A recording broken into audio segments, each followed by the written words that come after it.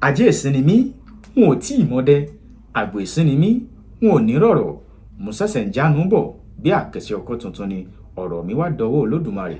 Mo kí ìlọ́kùnrin, mo kí ìlóbìnrin, bẹ́ẹ̀ mo kọ́mọdé, mo kágbà. Mo tún kí wa káàbọ̀ sí ìkànnì RmaBabaYoruba lórí abala ìkíni náà la wà. Gẹ́gẹ́ bí a ṣe mọ̀, ẹ̀yà Yorùbá ẹ̀yà pàtàkì ni wọ́n tí wọn kì í fi ìkíni ṣeré. Ó fẹ́ má sí ohun tí wọn ò ní ìkíni fún. Ìkíni wa tòní rèé, ẹ kú àdúrótì tàbí ká sọ pé kú àdúrótì.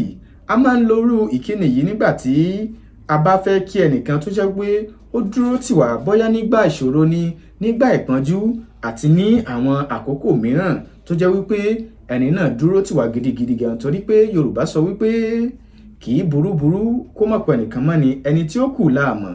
Tẹ́yìn bá wá lẹ́ni tó dúró tì yín bóyá nígbà ìṣòro àbí ní àkókò mìíràn, ẹ kí wọn pé ẹ kú àdúrótì tàbí kú àdúrótì. Tí a bá lo pé ẹ kú àdúrótì, ó ṣeéṣe kó jẹ́ wípé ọ̀pọ̀lọpọ̀ èèyàn là ń bá wí tàbí ẹnìkan tó jẹ́ àgbàlagbà.